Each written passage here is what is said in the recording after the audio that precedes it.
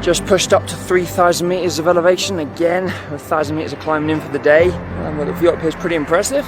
Looks just like the Lake District back home, except the yaks and the yurts. Miserable for the whole day. And we're going to be miserable for the whole day, and cooking is going to be... One thing that has truly stood out in China is the sheer size and scale of their infrastructure projects. It's one of the most mysterious and politically sensitive places on Earth, and we are about to cycle across it.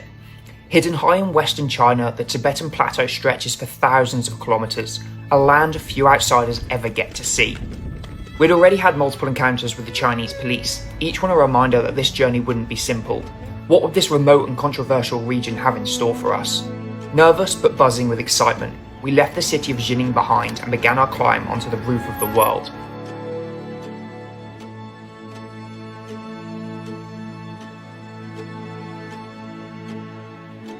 China was full of surprises. Perhaps it's because so little of this fascinating country reaches the outside world, and that was exactly why Dad and I were so eager to explore it for ourselves. As we climbed out of Jining, the temperature finally became more pleasant for cycling. After 2 months of pedalling in relentless 30-degree heat, the cooler air was a welcome relief. The climb was slow, but we didn't mind. We took our time soaking in the sweeping views of the valley below, where Tibetan influences were gradually beginning to emerge.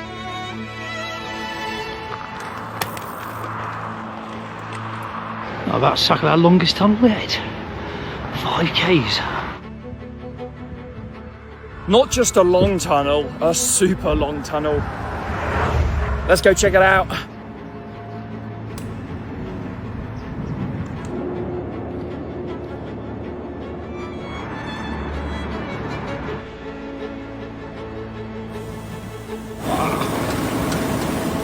That's so great. And all of a sudden it's sunny. One thing that has truly stood out in China is the sheer size and scale of their infrastructure projects. We were entering one of the most remote parts of the country, yet the roads were immaculate, carved seamlessly into the rugged terrain. As we descended, the landscape around us changed. Suddenly, we were cycling through a stunning red rock canyon. It's not very yellow, but we're crossing the Yellow River, the 4th longest river in the world.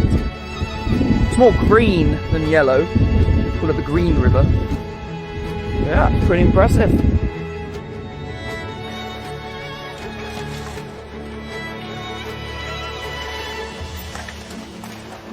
Crossing a little stream onto a little island. We found a place to wild camp. Got it? Yep. Okay. Into the forest we go.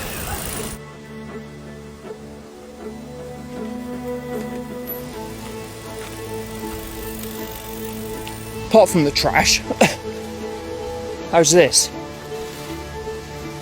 Look at this spot for the tent. Nice and flat. And this is a little sub river to the Yellow River, which is down there. How pretty is this?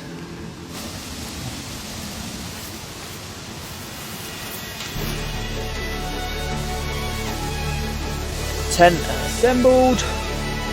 Now we're getting on with some food. Dad's cooking, as usual, so that's his job. What you got? We've got spicy tuna sweet corn pasta. Nice. Looking forward to that. Made from the Yellow River. With Yellow River water. It wasn't very yellow. It's more brown. Mmm. Thanks, Dad. Yummy.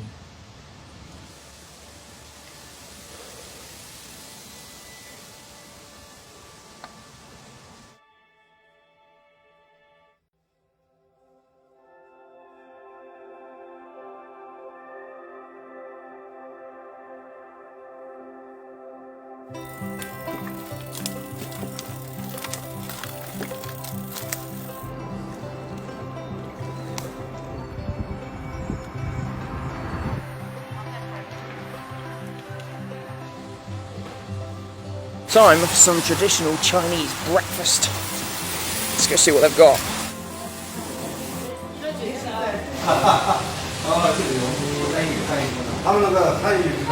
Father and son cycling around the world.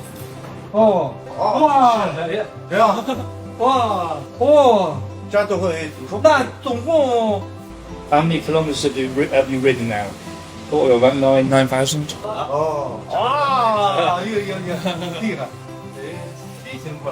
Been given this weird milk thing which you're meant to dunk these in. Look at that comfy panda.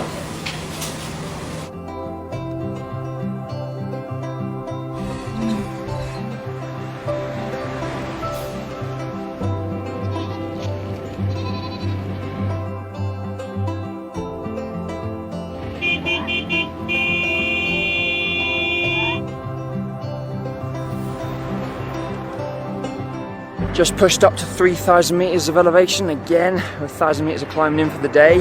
But the view up here is pretty impressive. They're building a whole new road, just like they are in so many other parts of China. Seems half the roads we're riding on have got construction sites all the way along them. But the traffic is pretty light, which is good. And the views are impressive, so not going to complain too much.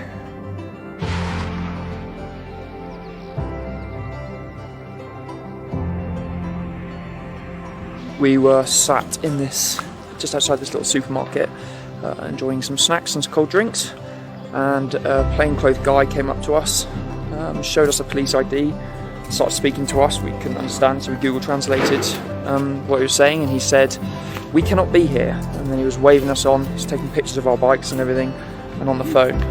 So yeah, we're going to now head off and disappear because we're obviously not allowed to be here. Well, they don't want us here, which isn't great, but...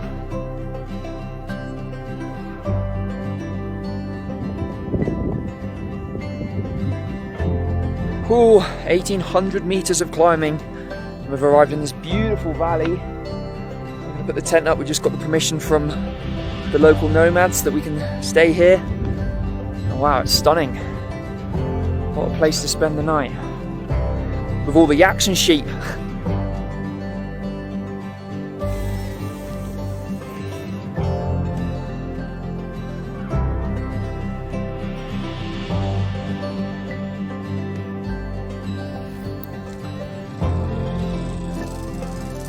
Just saying, my son and I cycled here from England.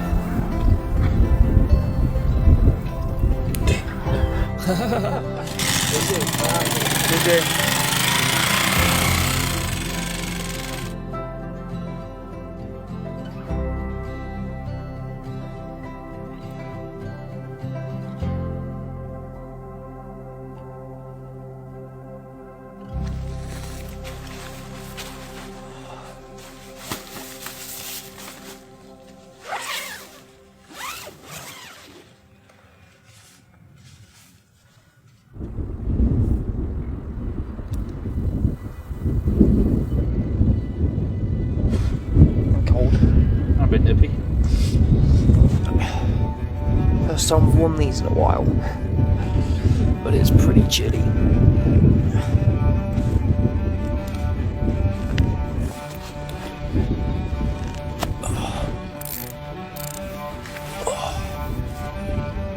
We packed up camp, still half asleep after a restless night battling the winds. I guess sleeping in incredible places like this does come with its downsides, but it wasn't going to dampen our spirits. We were enjoying the remoteness and beauty of where we were.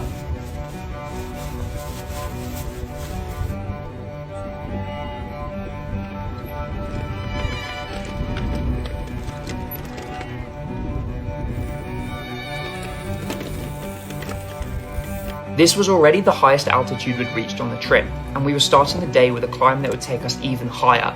Even though our bodies had started to acclimatise over the past week, the air was noticeably thinner, and every pedal stroke up toward nearly 4,000 metres felt harder than usual.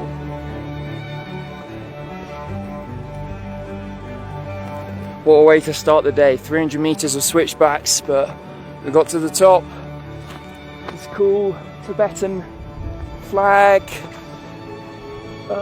thing. I need to figure out what the name of this is, but yeah, it's beautiful up here. Fortunately, the wind is coming from the valley we're about to cycle down. Hopefully it's not too bad. It doesn't affect the downhill too much, but yeah. Wow, this place is beautiful. Super cloudy, but doesn't take away from this place. It's stunning.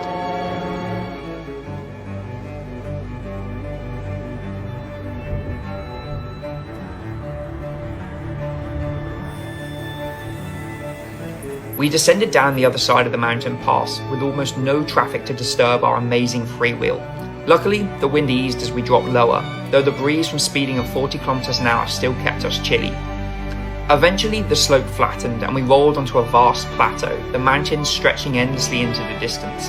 We weaved around herds of sheep and paused for a quick drinks break while yaks wandered lazily past. Then, out of nowhere, we were greeted by two friendly monks. Oh, 谢谢。谢谢，没事没事。啊，现在没关系。Oh, 谢谢。What is this? 啊，谢谢。What is it? Today, I'm from England. England. UK, yes. Bye bye. From UK to China. Those two friendly monks just came and gave us some waters and this weird, is it yogurt? Let's see what it is. I think it's yogurt. Well, it's yogurt.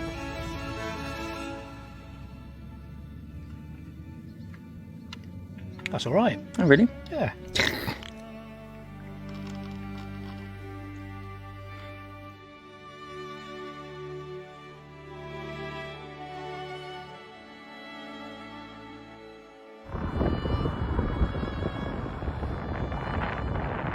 Looks just like the Lake District back home, except the yaks and the yurts, and the fact that we're at 3,700 meters.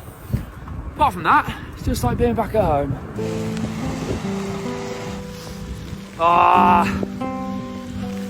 It looks like it's pretty set in for a while as well. This isn't good.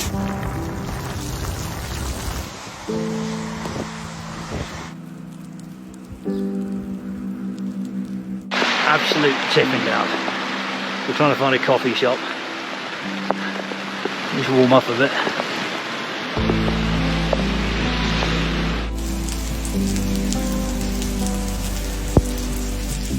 If we do carry on to where we're supposed to go today, on the basis that we do find a campsite,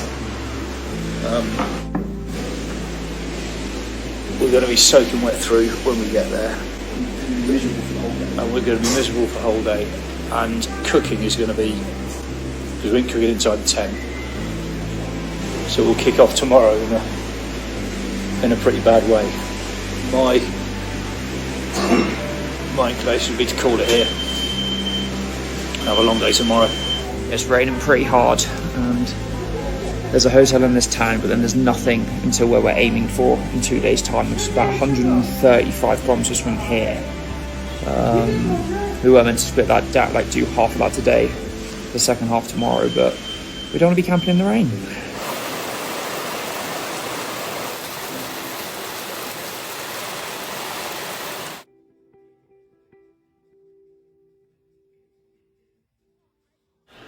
We made a big mistake yesterday and didn't put our full water gear on before it rained. So everything got soaked and our shoes, we've tried to dry them out as best we can, but they're still a little bit damp.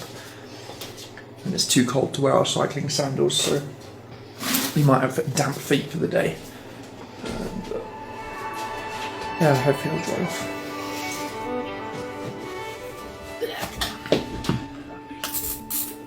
Damp.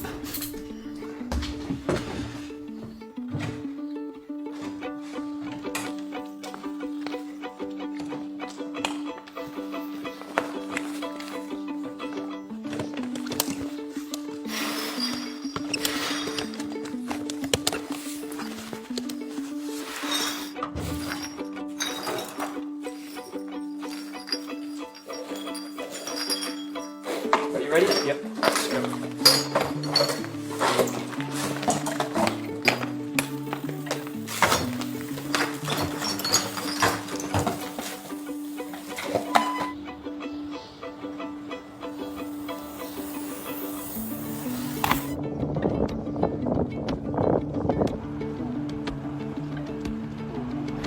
We go through 3 provinces today. Do we? Yeah. This one, however you say it, Qinghai. That's the one. Back into Gansu for a bit, and then into Sichuan. Our fourth Sichuan. province. Marvellous. After just about drying out from the day before, we left the small town of Henan and continued south through a beautiful remote valley. It felt incredible to be in a part of China that so few people ever get to see. Just us, the open road, and endless mountain views. In the West, we usually only see China through images of huge megacities and sprawling urban life, so being out here showed us a completely different side of the country. We'd now been in China for 3 weeks, and it was already clear that this was one of the most diverse and fascinating countries in the world, and we'd barely scratched the surface. That thought filled us with excitement for what was still to come on this journey through China.